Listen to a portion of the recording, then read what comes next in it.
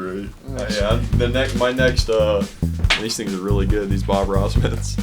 Do you like them? They're good. And they kind of taste like a little bit sweet, a little bit minty.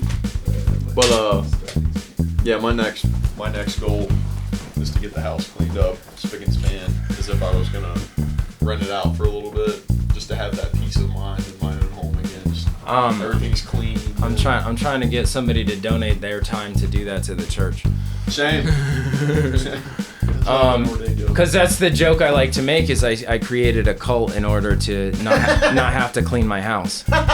So I literally I don't know if I'll say this on camera, I might, but like I had a conversation with God, and God was and the devil was basically like, if you do this thing, then you're gonna be the false prophet from Revelations. And I was in this place where I was like, fine, because if this, I know God's telling me to do this thing, and if that's what I'm supposed to do, then I'll be the best darn one there can be. Dude, you're gonna feel weird. I'm not. Play this. You go back and watch an episode of my podcast with me, Kate, and Ricky. I literally said the exact same fucking line. Like, if I'm gonna be a cult leader, then I'm gonna be the best goddamn cult leader I've ever fucking seen, dude. I'm gonna do it. All right. It's like, I'm not in it to hurt At what anybody. point does the defining line of cult versus just like your personal sick, cool mentality? Like, Yeah. what That was the conversation Like, we got. That's the power of words. And that's what I tell people all the Kane's time. debate was there's no good cult. I'm like, that's not true. Yeah, because Early Christian church was a cult. That's how I told him. Like, Christians are right in there, man. Yep. Oh, you did the thing. Huh? You did the thing. What thing? I always talk about how like like people sit closer or farther away from me. It's a thing. Oh, so what did I do? You just sat farther away from me. But not. Oh no, but you did both though. That was what was definite strange about it. It's Oh, like okay. you were me and you were like blah blah blah blah. Yeah, And so. then- I brought these up just in case too. Which is cool. Oh, cool. I found that interesting. Yeah. That's the duality that I represent all of the time. And I can call feel that. it like the paradox of God, because it's something that I struggle with all the time, because he is like all loving and all these amazing things, but at the same time, anytime he does anything, it's surrounded by death and destruction and chaos. And so what is that? And that's one of the things, like, a lot of people in the Christian community don't like me because I talk about the prodigal son, and I say, what if Lucifer, what if Satan is the prodigal son, and the story is about him coming home? Once he comes home and the balance is struck, then we no longer have to worry about this. And, I know all about it. there's a reason for it. We'll get into all of that. I'm ready. Let's do it. All right, you guys ready? I'm ready. Yeah. And 3, 2. You talking to me? I'm talking to you, and this is Talking to Me, Talking to You. And I am joined by Nick Brown and Tommy Valor. Guys, welcome. Thanks for Thanks a having lot. us. Thank you guys Thanks for a coming lot out. for having us You're a bit out. surprised, but it was kind of cool the way you showed it's up. a small world, but I mean, it's always interesting to see how it's just one thing after another with the ironies, quote unquote. Yeah, we met like what? It was probably like 8-9 months ago now, like almost a year, I would say. Like back because it was February maybe. Yeah, March? we met each other through Dylan Holland. Yep. Which Dylan was. That was the first time I met him actually at that point. So that was. Oh, super no cool. kidding. Yeah. Yeah, the videos. Yeah. Okay, now I really I recall it even more. Yeah, All right. so we Wow. we had just met, and then That was you were the first people that we talked to there. yeah, that's cool. And I just kind of put myself out there. He had like a speaker issue or something like that. I'm like, hey, what's up? You need help? And then just booyah, It introduced was myself. kind of like and a was super pop-up cool. last minute thing where we didn't really get there. It's before, kind of just but how this just happened. You know? I was just So- helping out, so yeah, I feel it. I that's what I was there. I was there with my good friend Ben, and he knew Dylan, and boom, and then that's funny. now Just here like we a are for the series- second A couple time. months later, Series of Because you brought coincidences. him. Like, what the hell? And it's funny how I met him, and I haven't Yeah, even had a it's chance just a to tell you, whole because other it's the thing. same way I met you through Leah. Really? So, Okay. well, not exactly. Excuse me. Let me back up. I spoiler alert. So the thing is that so I reconnected with a friend of mine from high school who's also a Marine, like I am, and so we reconnected because I just reached out to him. I just felt led to reach out to him to say, hey man, what's going on? And so he was like, hey, you should come over to my house and hang out. And I went over, and we smoked a bunch of joints, and we just sat in his garage and we talked and caught up, and And so I met him out in the parking lot, my driveway. And then we started talking, and we were like, we need to link up again. And so a few weeks later, I was gone from the house, and he ran to the house to drop something off, and Leah answered the door, and they were like stepping through a time portal. And they had known each other for like a few years back. They had a business runnings together, right? Yeah. And so I don't even know all of the details. It's actually funny that I met her for the first time because I was running a hemp farm. I was co-owner of a hemp farm out in Adams County. And we started, ironically, doing podcasts. We just wanted to kind of like boost up. Yeah. So we wanted to get, kind of like a good like perception just in the local community. So we thought we'd educate, just kind of like talk like, the industry comedy type side of things. Yeah. Too. But she was the first guest on our podcast, our short run podcast. Wow. And it was like a 2.5, I think it was like almost a 2.5 hour episode where we just talked about the legal system versus medicine and like. Right. And so that kind of brings us to. It was the dots. I don't understand. I mean, so me and Leah and I met because I held the door open for her at Sunnyside. She told me the story, yeah. Right? So, like, I was just being kind, and I was in this place, like, sheer happenstance. It was a 5-minute decision I made. I parked at Verilife, and instead of going in first, I was like, let me go to this other dispensary first, and because it's new, I'll see what they have, and then I won't have to make 2 trips. So then I drove 5 minutes to Sunnyside from Verilife and held the door open for her, and it was my first time. So I was just like, hey, you can go in front of me because it's going to take me a while because they've got to put my stuff in the system. Yeah. And so then we just started talking, and then it turns out I had dropped a name because I was at Sunnyside because I had met Lydia and Greg. And so then she's like, oh, I know them. So we exchanged Instagrams. We started talking. She asked me if I'd ever thought about being on doing a podcast.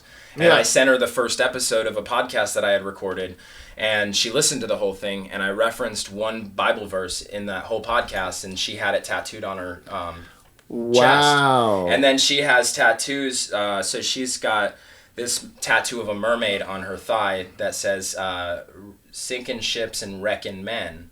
And I have this tattoo of a boat that says smooth seas don't make good sailors. And she has a tattoo of a sailboat that says I still believe in anchors. Never read that. And I have a tattoo that says you be the anchor that keeps my feet on the ground, and I'll be the wings that keep your heart in the clouds, which is a Mayday Parade song, but it also holds so much significance to me personally, both the words in the song and everything. Does she have wings too? So she's got antlers, which is funny because of the Santa and the reindeer stuff. But, okay. I mean, like, there's a lot of stuff too. There's a lot of other like little things, like all of our tattoos. So she has a mermaid. She has a cryptid, a cryptid is a mermaid, Bigfoot, Loch Ness monster, all these things that we might exist. They might be transdimensional beings. We're not sure. But so or just past, animals that are extinct now, maybe. Right. Totally studies are being done. So she has they this still tattoo. say Bigfoots are real to this day, dude. And then I have a tattoo of a unicorn. He's starring on a new series. I'm gonna take my pants off, but I'm wearing shorts. Here we go. I have a unicorn. So those are some sweet shorts. Thank you. I like them. The chubs. They're thigh huggers.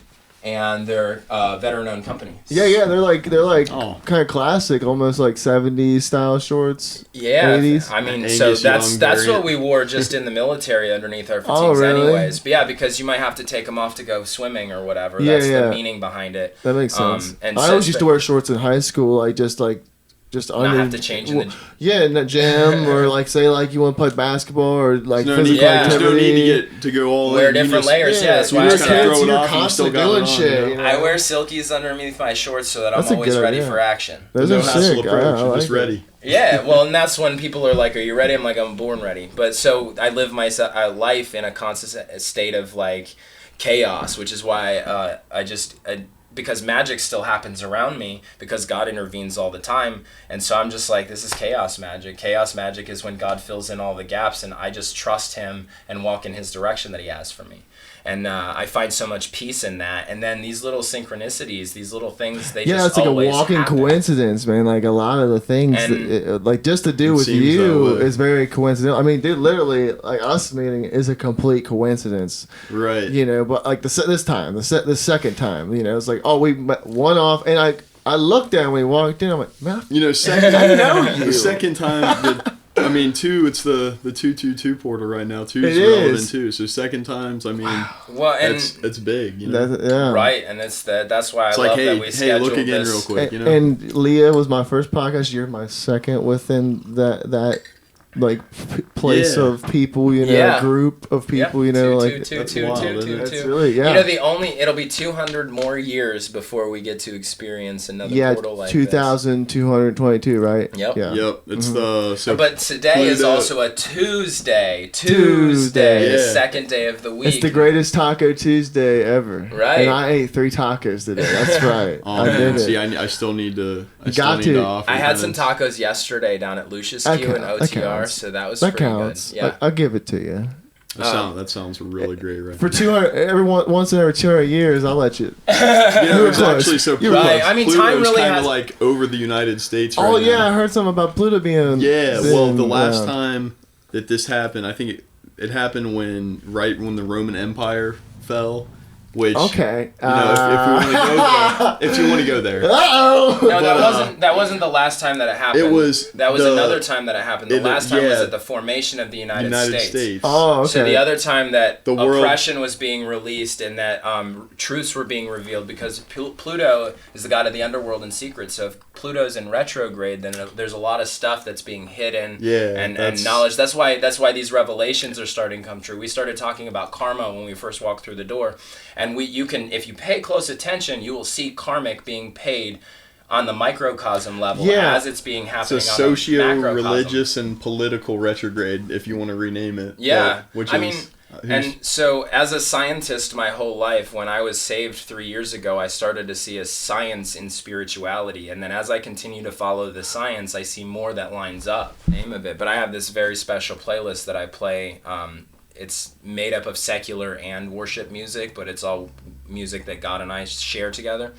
And so there's this song where it talks about when did it get so cool to be sad? Like, come on, like, wake up and smell the roses. Come on, like, come on. And I just, the feeling is kind of what I feel, because I was in that. I was in I feel like we all depression. were at some point. You know, Yeah, right. And I know, like, because I fought really hard to get out of that deep, dark place. And now I'm in this place with a smile on my face, wearing all these colors. And I'm like, I never meet a stranger. And I'm just like, hey, No, you know, Smiling isn't that through the something? fire. Come You Yeah, never come meet a hang stranger. out. That's and I'm just like, come hang out. Like, the reason that Lee and I ended up together is because I started this nonprofit. I quit my job of 3 years. I have about a 3-year window where I've done things for 3 years for a time.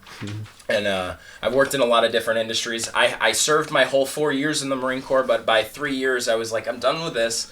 And I struggled to manage my last year. And in fact, this is the state in 2008, this is the state of mental health in the military.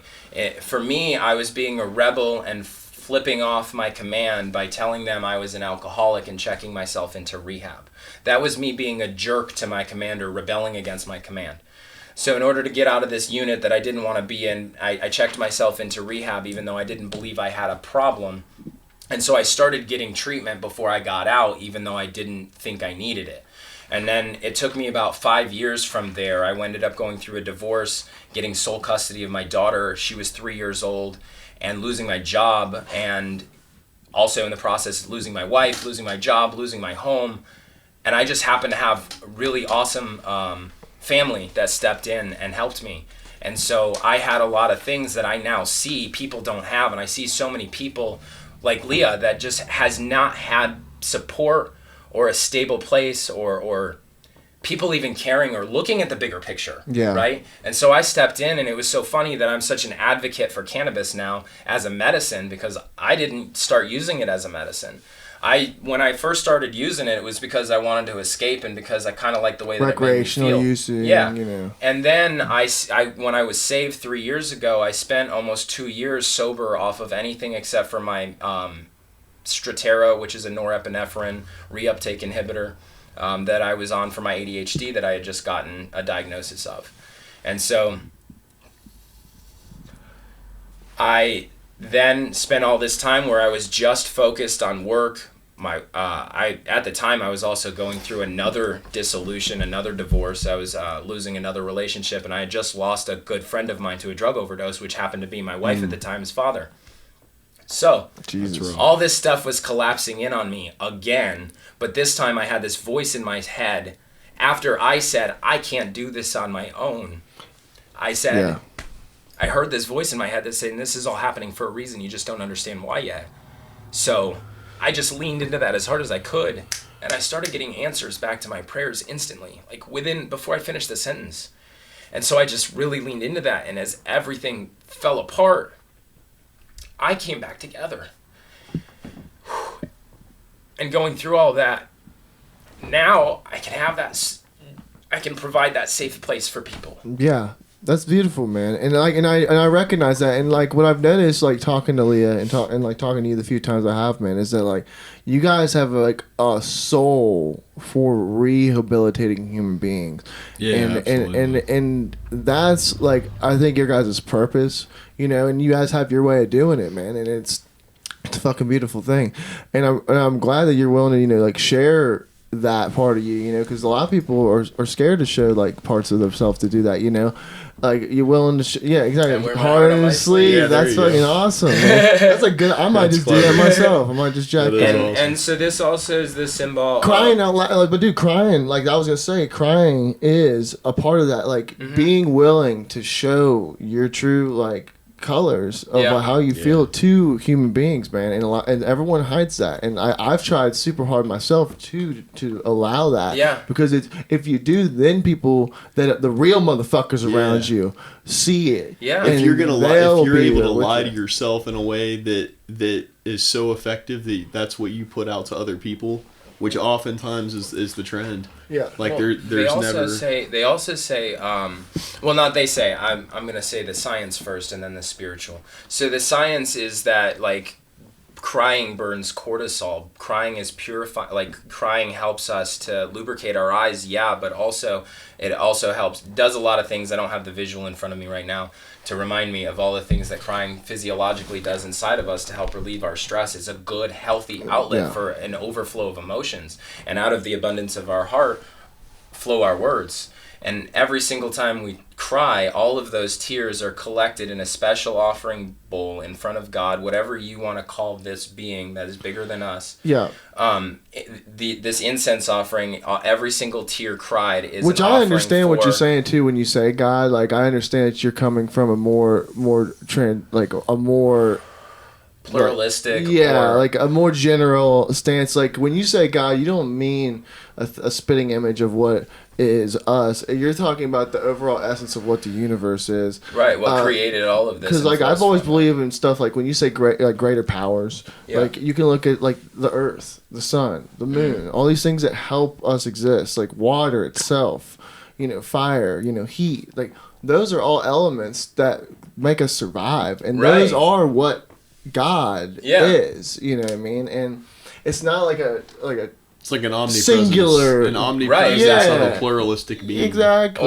So the way that I think about it too is, so all of these things, because God said to Job specifically, he said, "What do you know about why I placed the stars in the sky the way that I did?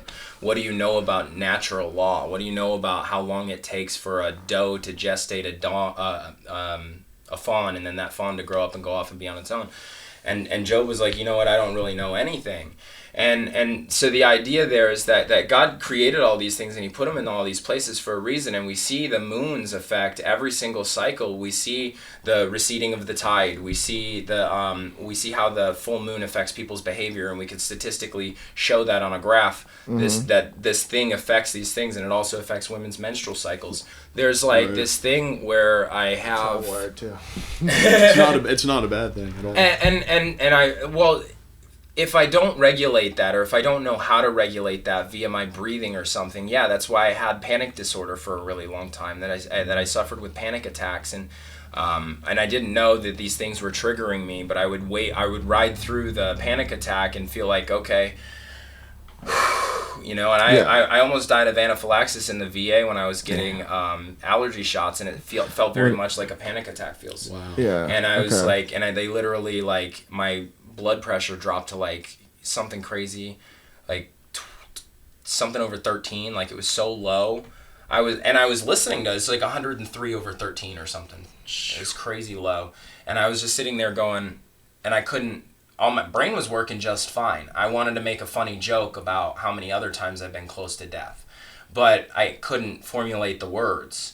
Because I was in Ramadi in 2006, like the very first, my birthday I got shot at. You know, I've been blown up so many times I lost count.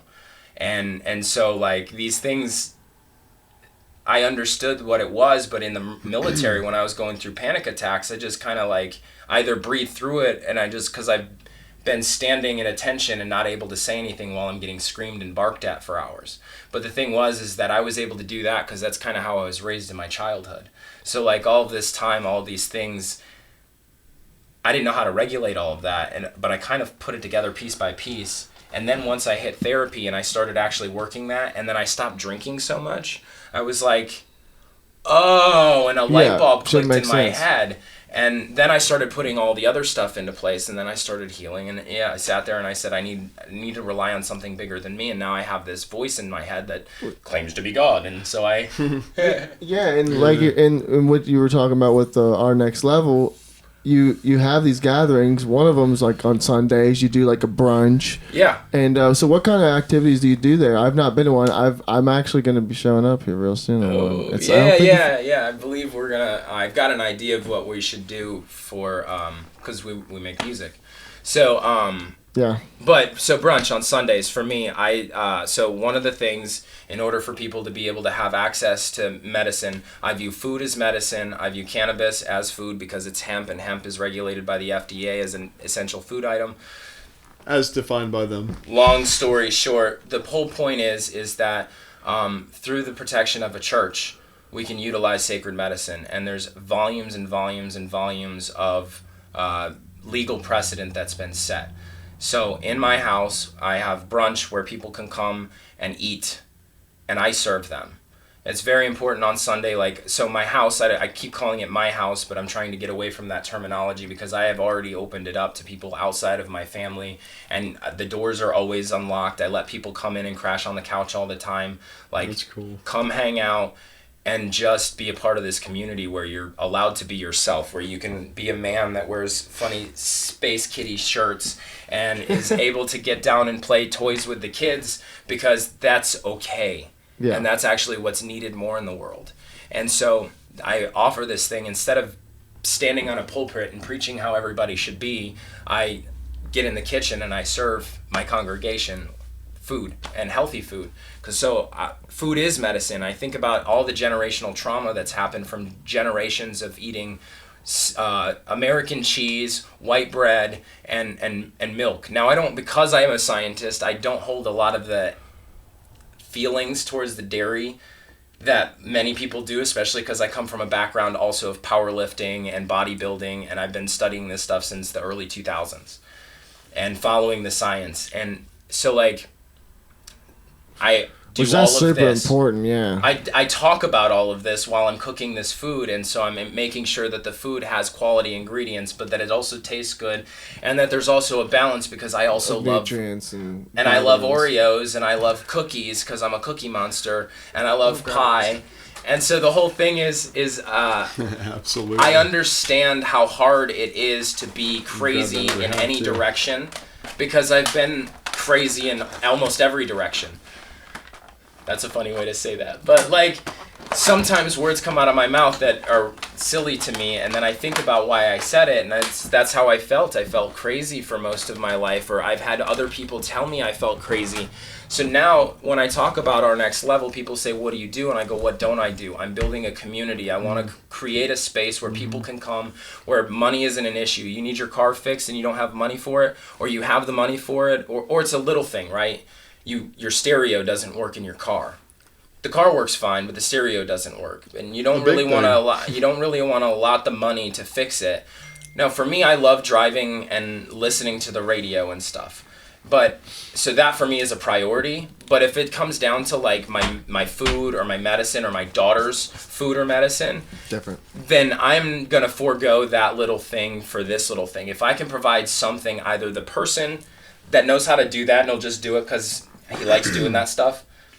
And then he's, hey, you're eating, like, Yo. And then come to my house, eat, get your car worked on, and hang out, and then leave, and it's maybe just a never part see of me giving again. to that community that you're trying to create. And dude, I heard a guy say one time, like, just imagine if, just one neighborhood, every head of the household male, say, just for example's sake, was to be like a good upstanding man, like, or a father, whatever it may be. Yeah, just being a good human being, like, and having a good morale. the satellite effect of that, but that community, like, type of a feeling where, like, I mean, at one point it was probably like that. It's probably been like that several points in history, but yeah. Well, yeah, that focal, and it's like, hard to do. community It's hard to type- get to that point Yeah, too. Like absolutely. within yourself and within because one thing, taking care of yourself and getting you to like where you're respectable to people. Yeah. Without being a burden. You got to put on the Yeah. airplane masks, when they drop Yeah. down. You got to put them on. And on then, you but first. then the point of giving to others, that's where you cross the line of like from being good to being great. You know what I Right. mean? Like that's for like and that's the hard part to do. But it's just in your attitude, really. It just I was in the Marine Corps. Possible. I was in the Marine Corps with this Perception. guy, and he always used to quote his granny, his grandma. He'd be like, "Old Granny Waugh used to say, don't heckin' sing it, bring it, son." It's hard for me not to say it and not curse. So don't heckin' sing it, bring it, son. And he said it in a Maine accent, and so it's really funny because that's what I want to live. I don't like to do something halfway. I don't like to put my name on something if I can't be proud of it or if it's not worth the thing. So sometimes it can take me a while to make a decision. Nobody around me will know that it took me forever because it'll look like I just made the decision just now. But really what happens is I've formulated and I've a game plan and I've ran the scenario a bunch of different times in my head and I've got an idea of where I'm going to go. The Marine Corps taught me that a plan is a list of things that's never going to happen. So you always have to rely on the contingency plan. So I've already thought about 3 or 4 different levels of things, but it took me a while to be able to generalize that from the military to the civilian world. It took me, I went to a speech pathologist as part of my recovery because I didn't understand how speech was so important to our brain development, and I was just looking at divided attention tasks. I was having a hard time when in high school I was able to play video games, write a research paper, chat in chat rooms, and also talk to my mom or whoever else was in the room. I could do all of these different things, but then afterwards I was like, I can't do these things, and the problem It's like was task orientation. Right, well, and so I was getting in fights because I was like trying to play video games or trying to read a book or something, and then my wife was talking to me and I would get so overstimulated, or we get home from somewhere in this transitional period, the dog's jumping on me, the baby's is crying or whatever, and then my wife all of a sudden needs something and I'm getting overwhelmed and I'm blowing up and I'm yelling at everybody, and then I feel guilty and shameful afterwards, so I don't really tell anybody about it. This is the life that we've known, and it literally was an epiphany moment where I was drunk and I was in this fight and my wife was yelling at me and I was just like, time froze. And you made that realization, dude, that's the most important thing in all like interactions and dealing with things and shit is like, dude, because you you can't redo yesterday. You know, you Right. you got to keep living and going forward. But what you can do is recognize what you're doing wrong. Yeah. And work on It's adaptive. changing that It's- shit. Yeah, and it may not change today. Yeah, but and shameless. Just understanding that it's there. You can be taught. You can learn it from being taught it or told it, and then you can learn from being, having been damaged and adaptive. But either one will get you to the same place. It's just a matter of how quick it'll be. Like, experience and trauma, I think, kind of enable somebody to have to go through that learning process the harder way. But Yeah, and so the idea is, like, I have met so many people, because I've experienced, and you name a trauma, I've probably experienced it, especially in my youth, whether it was self-inflicted or not. But the big thing was that, like, recognizing that, changing it. I was going to say shameless. Lip is going down this downward spiral when he's in college, and Fiona, his sister, is like, he's like, but our parents messed us up, and she's like, yeah, but you get to make a choice. Either you let that mess you up and you go down the same path and you do that, or you do something with your life. And that really spoke volumes to me. When I watched that, I had already been in recovery for a really long time, and I was in a much better place, but it really spoke to me in a way that I could then speak that into my life and into other people's lives, and say, like, yeah, for me, I harbored a lot of resentment for my parents because of the way that they raised me and the way that I had to endure some of the things that I had to endure. But then looking back and having the understanding as a parent, some of the things that you're faced with, and not having any idea how to deal with that. Like, for me, I looked at how I experienced that as a child and said, how do I do this differently? So that's how I started approaching raising my daughter, is, okay, these things never made sense to me, or this didn't work, or whatever. And so then I would not necessarily do the opposite of what they did, because it was all rooted in love. My parents loved me very much. But being able to step away from that and say, oh, well, this happened to them because this happened to them. My dad was very hard on me because he was raised by a World War II vet who fought in Guadalcanal and was drinking so much he was hiding bottles of Jack Daniels around the house. And he died when I was 3 years old of colorectal cancer, right? Like the John Wayne death. That's who my grandfather was. And my dad grew up with that mentality and then joined the Marine Corps and then had a family and started raising me. So being able to understand that and then living it myself allowed me to have so much grace for them. Yeah, and that's the perspective, man. Like, it brings in this new perspective for you, and you seem to have a lot of it, man. And I love that you're like I said, giving it to and trying to create this community around that thought and like rehabilitation into mental health, into like health and fitness, and because all that stuff is important. Like, I work out, 3 times a week. I try to eat a healthier diet. I obviously like cookies too. Yeah.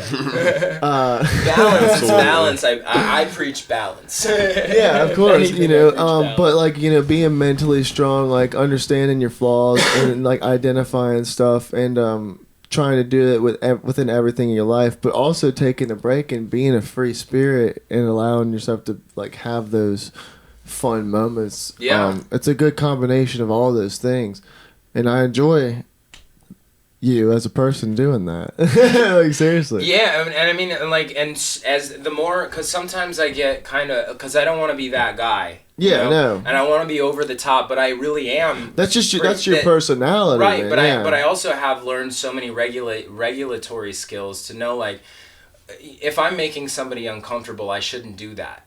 And so, and there's a line that has to be met, because I don't want to mask, or I don't want to be the thing that I'm not, or I don't want to change who I am. But for me, I understand, right? I don't want to change you told me my about story. The man that you saw, Yes, I met this man, and I won't drop any names or say anything that'll give it away. But just like I spoke to this man, and he had no idea that I was a veteran of the Marine Corps, let alone a disabled combat veteran, because I'm who I am, and I'm goofy and I smile, and it's not my identity. Like, I am this thing, but I'm not, because I don't drink the Kool-Aid, so to speak. Yeah. As your friendly neighborhood cult leader, I don't drink the Kool-Aid. Absolutely.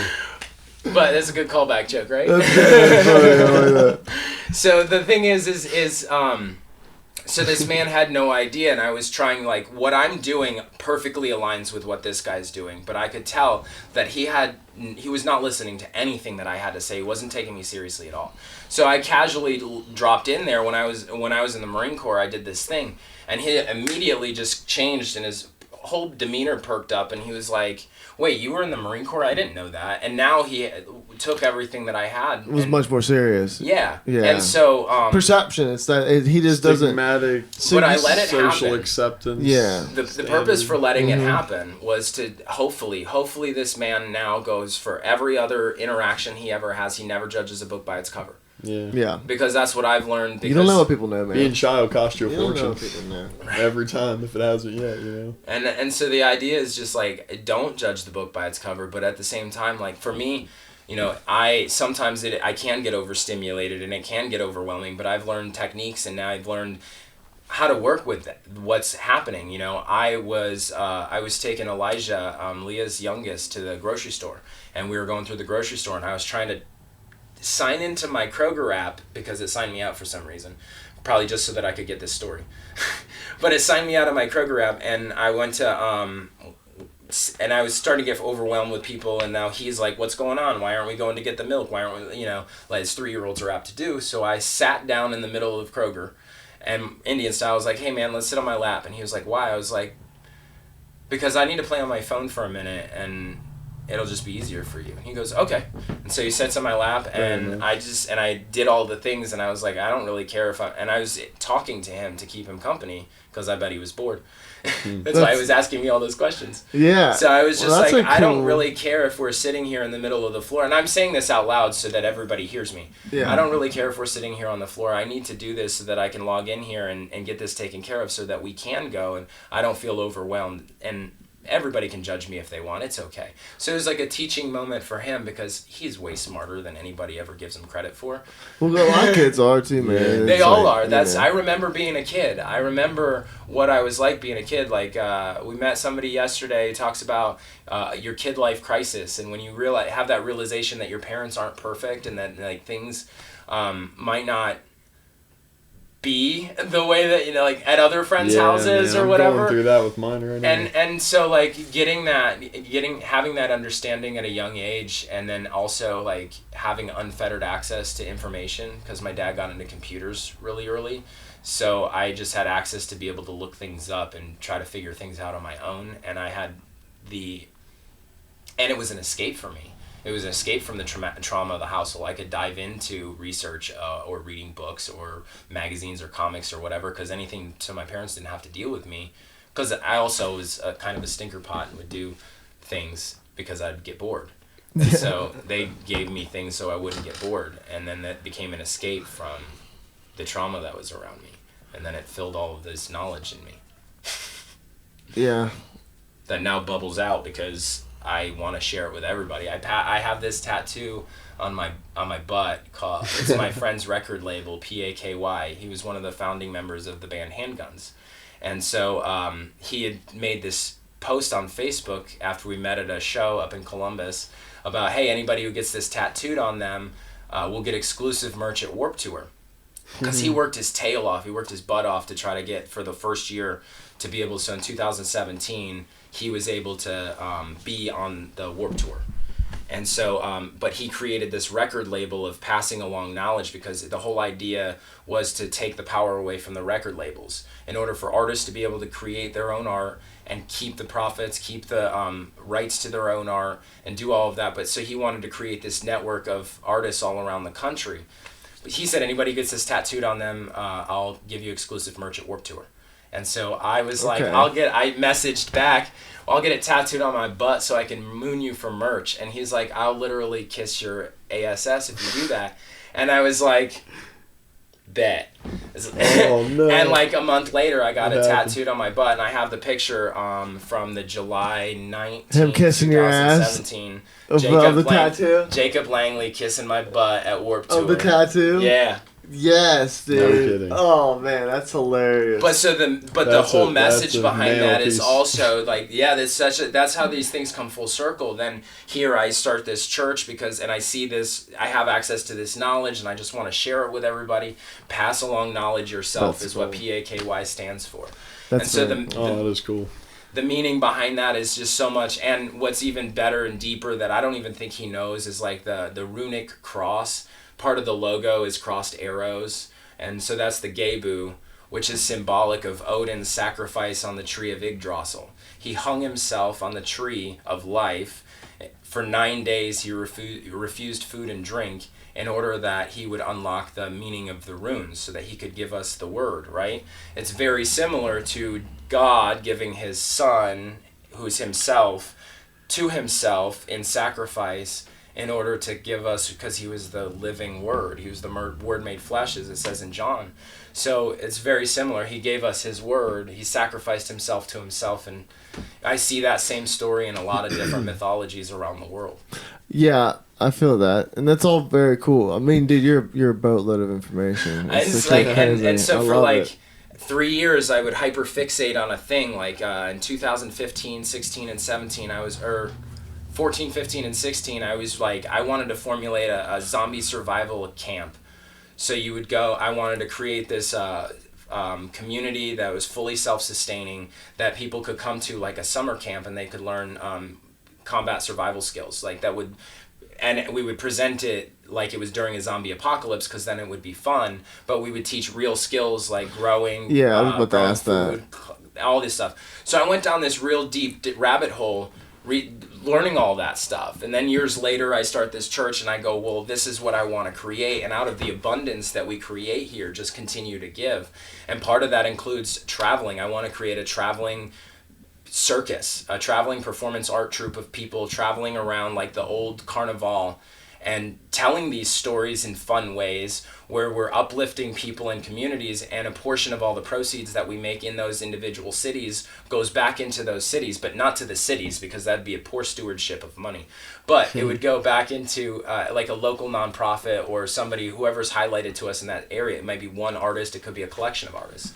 Dude, you have literally unlimited A ideas. utopia. Yeah, you have literally unlimited ideas, and I love it, man. But dude, Tommy, thank you so much, man. It's been a lot of fun talking to you. Seriously, talking to me, talking to you, Nick. You too, man. It's nice seeing you again. Yeah, you too, seriously. man. I appreciate Thank you guys both. Thank you very much. Thanks for coming to the Tom Talk. Yeah, Tom Talk. dude. Thank you for Tommy. talking to me. This has been Talking to Me, Talking to You. Thanks for watching.